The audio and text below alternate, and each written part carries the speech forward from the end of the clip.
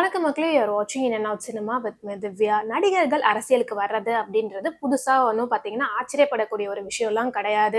அதுவும் தமிழ்நாடுக்கு இது ரொம்பவே ஒரு பழகின விஷயம் அப்படின்னே சொல்லலாம். ரீசெண்ட் டைம்ல வந்து பார்த்தீங்கன்னா தளபதி விஜய் அண்ட் விஷால் இந்த மாதிரி நிறைய நடிகர்கள் 2026 எலெக்ஷன்ல வந்து அவங்களோட கட்சி சார்பாக போட்டியிட போறதா வந்து அனௌன்ஸ் பண்ணியிருந்தாங்க.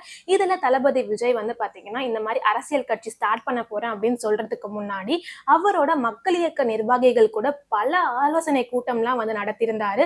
மக்களுக்கு நிறைய நல்ல விஷயங்களை வந்து பண்ணிட்டே இருந்தாரு. அதுக்கப்புறம் தான் வந்து பாத்தீங்கன்னா இந்த மாதிரி தமிழக வெற்றி கழகம் அப்படின்ற ஒரு கட்சியை ஸ்டார்ட் பண்ணி 2026 எலெக்ஷன்ல வந்து அந்த கட்சி சார்பா அவங்க போட்டியிட போறதாவும் அனௌன்ஸ் பண்ணியிருந்தாங்க. அரசியலுக்கு வர போறனால சினிமால இருந்து விலக போறதா வந்து சொல்லியிருந்தாரு. அதுக்கப்புறம் ஆக்டர் விஷாலும் வந்து பாத்தீங்கன்னா ரத்னம் படத்தோட ப்ரொமோஷன்ஸ் அப்ப வந்து என்ன சொல்லியிருந்தாருன்னா அவரும் 2026 எலெக்ஷன்ல வந்து போட்டி போட போறதாவும் அரசியல்ல ஈடுபட போறதாவும் சொல்லியிருந்தாங்க. இப்ப இந்த லிஸ்ட்ல வந்து பாத்தீங்கன்னா அடுத்து ஜாயின் பண்ண போறதா வந்து சொல்லிட்டு இருக்கக்கூடிய ஆக்டர் யாருன்னா ஆக்டர் சூர்யா. இவர் வந்து பாத்தீங்கன்னா பல வருஷத்துக்கு முன்னாடியே அரசியலுக்கு வருவாரு அப்படின்ற மாதிரி எதிர்பார்க்கப்பட்டுச்சு. ஏன்னா வந்து மக்களுக்காக நிறைய குரல் கொடுக்கிறது.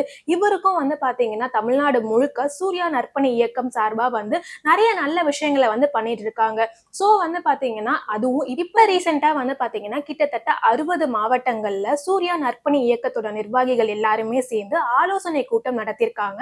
இது வந்து சவுத் தமிழ்நாடு அண்ட் பாண்டிச்சேரி இந்த இடங்கள்ல தான் வந்து நடந்திருக்கு. இவரும் வந்து பாத்தீங்கன்னா தளபதி விஜய் மாதிரியே அரசியலுக்கு வரதுக்கு முன்னாடி அவரோட நற்பணி இயக்கத்தோட நிர்வாகிகள்லாம் ஒருங்கிணைச்சு ஆலோசனை கூட்டம் எல்லாம் நடத்தி கூடிய சீக்கிரம் வந்து இவரும் 2026 எலெக்ஷன்ல வந்து என்னோட கட்சி போட்டி போட போகுது அப்படின்ற மாதிரி அனௌன்ஸ் பண்ணிடுவாரோ அப்படின்ற மாதிரி தான் இப்ப வந்து பாத்தீங்கன்னா ஒரு பயங்கர டாக் போயிட்டு இருக்கு. இந்த விஷயங்கள் எல்லாம் பார்க்கும் போது சூர்யாவும் வந்து பாத்தீங்கன்னா அவரோட அரசியல் வாழ்க்கைக்காக அடித்தளம் போட ஆரம்பிச்சுட்டாரு அப்படின்ற மாதிரி சொல்லிட்டு இருக்காங்க. நீங்க இந்த விஷயத்தை பத்தி என்ன நினைக்கிறீங்க அப்படின்றதெல்லாம் கமெண்ட் பாக்ஸ்ல சொல்லுங்க. இந்த மாதிரி ரெகுலரான அப்டேட்ஸ்க்கு மறக்காம இந்த வீடியோக்கு ஒரு லைக்கை தட்டி போயிட்டு என்ன சினிமா சப்ஸ்கிரைப் பண்ணுங்க.